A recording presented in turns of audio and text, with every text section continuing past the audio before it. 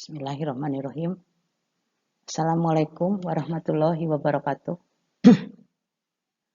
Nama saya Titin Siti Halimah, SPD.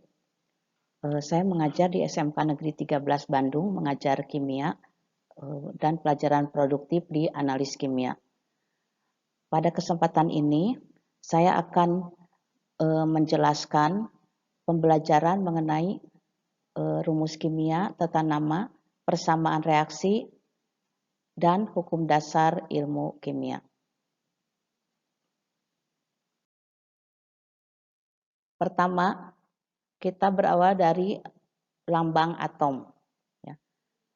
Nah, ini penamaan lambang atom itu ditetapkan oleh IUPAC atau singkatan dari International Union of Pure and Applied Chemistry. Di antaranya saya berikan contoh nih, ada beberapa, misalnya karbon, nama latinnya karbon, lambangnya C, ada kalsium, lambangnya Ca, klorin, lambangnya Cl, tembaga atau kuprum, nama latinnya lambangnya Cu, dan sebagainya. Kemudian berikutnya itu rumus kimia. Nah, rumus kimia ini ada di antaranya, ini misalnya ada gas helium, ada gas oksigen. Gas helium memiliki rumus kimia He karena terdiri dari atom yang berdiri sendiri. Jadi ini adalah termasuk molekul unsur. Ya, ada yang termasuk molekul senyawa. Ya, jadi ini ada molekul unsur artinya monoatomik. Yang satunya lagi gas oksigen yang termasuk diatomik. Jadi satu molekulnya terdiri dari dua atom. Kalau helium dibentuk oleh atom-atom yang sama. Nah, kemudian ada juga logam besi. Logam besi memiliki rumus kimia Fe karena meskipun atom-atom Fe terikat satu dengan lainnya tetapi tidak saling mengelompok membentuk molekul. Jadi Fe ini adalah logam.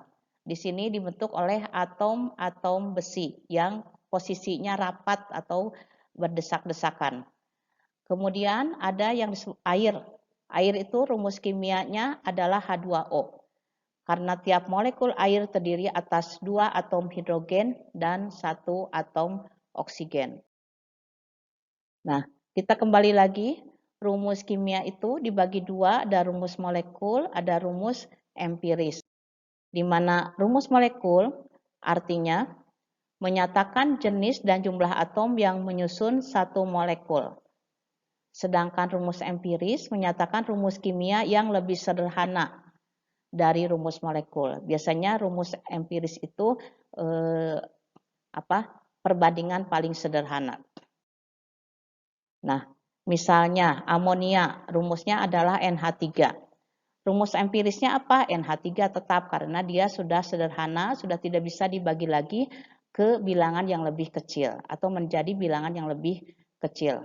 Asam cuka, rumus molekulnya CH3COH.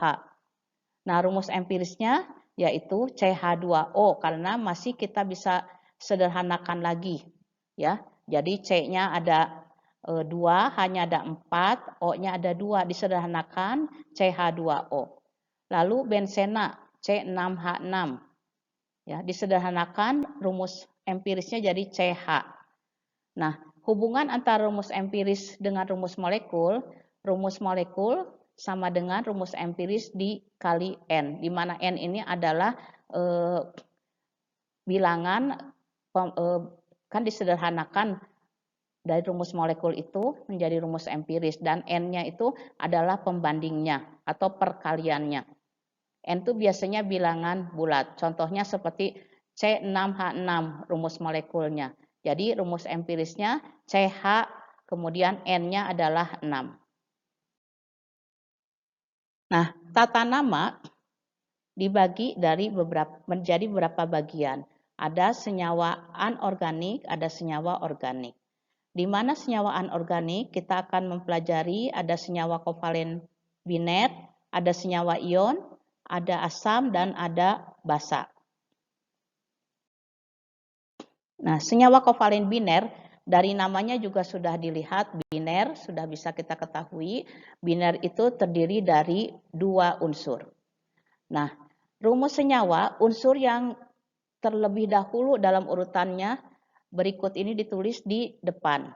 Di sini ada unsur bismut, itu paling lebih depan daripada Si, daripada karbon, kemudian antimon, kemudian ada astatin, ada fosfor, nitrogen, hidrogen, sulfur, yodium, dan golongan-golongan 7A seperti brom dan klor.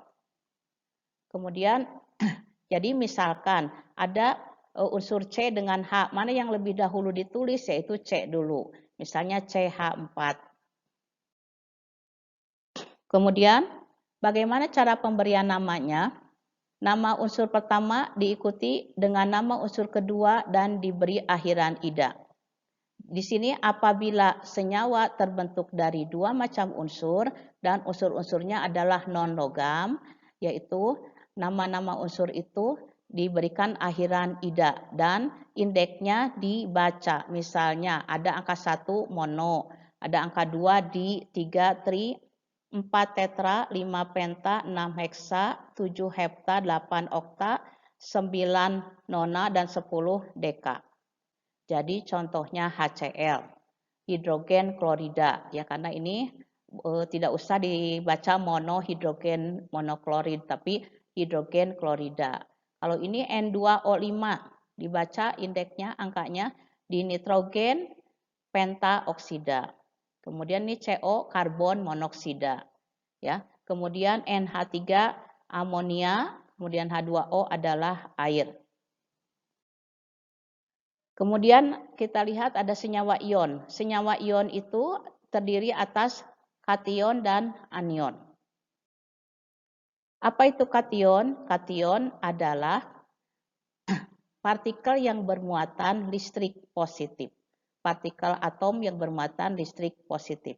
Jadi atom yang bermuatan listrik positif disebut kation. Contohnya H+, namanya hidrogen. NH4+, amonium. Ag+, perak. Ya. Cu+, tembaga 1. Ba2+, barium. Jadi kation ini bisa terbentuk atas satu atom, ya. Ada yang 2 atom seperti atau disebut dengan gugusan atom seperti NH4. Kemudian kita akan mengenal anion. Apa itu anion? Anion adalah partikel yang bermuatan listrik negatif. Ya, di sini ada ion OH-, itu namanya hidroksida. Ada ion CN-, sianida, CO3 2- karbonat, lalu SO3 2- sulfit, dan seterusnya. Nah, bagaimana cara memberikan namanya? Nama kation diikuti dengan nama anion. Contohnya kationnya Na+, anionnya SO4 2-. Maka rumus garam yang terbentuknya Na2SO4. Nama garamnya natrium sulfat. Kemudian yang kedua, kationnya Ca2+, anionnya NO3-. Maka rumus garamnya CaNO3 2 kali atau disebut kalsium nitrat. Jadi ini valensinya dikalikan silang supaya nanti muatan listriknya akan sama dengan 0. Kation Fe2+, ya, dengan anion Cl-, maka terbentuklah garamnya FeCl2. Namanya besi 2 klorida atau ferroklorida. Ada juga kita akan mengenal asam. Asam yaitu senyawa yang membentuk kation hidrogen dalam air. Jadi ciri khas asam itu pasti selalu mengandung ion hidrogen, ya, jika terlarut dalam air. Contohnya H3PO4 apabila terurai menjadi ion H+ dan PO4 3-. H+-nya ada 3 H+ dan ion fosfat. Jadi namanya asam fosfat. Lalu H2SO4 atau asam sulfat terion jadi 2H+ dan SO4 2-. Terus kita akan mengenal juga basa. Basa adalah senyawa ion dari suatu logam dengan ion hidroksida. Jadi basa ini adalah atom yang basa ini adalah yang mengandung ion hidroksida, ya, bermuatan listrik negatif. Contohnya NaOH, terion jadi Na plus dan OH-, itu namanya natrium hidroksida. AlOH 3 kali akan terion menjadi Al3 plus dan 3 OH-. Ini namanya aluminium hidroksida. Nah, bagaimana dengan penamaan senyawa organik?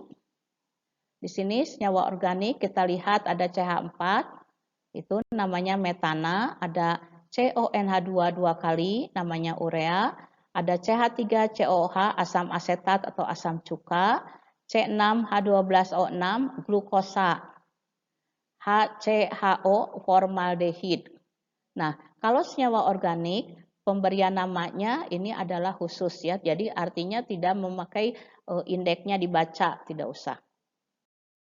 Nah, kita masuk kepada persamaan reaksi. Pemaparan zat-zat yang terlibat dalam persamaan reaksi, di sini ada yang disebut dengan reaktan. Reaktan itu zat yang berada di sebelah kiri sebelum tanda panah.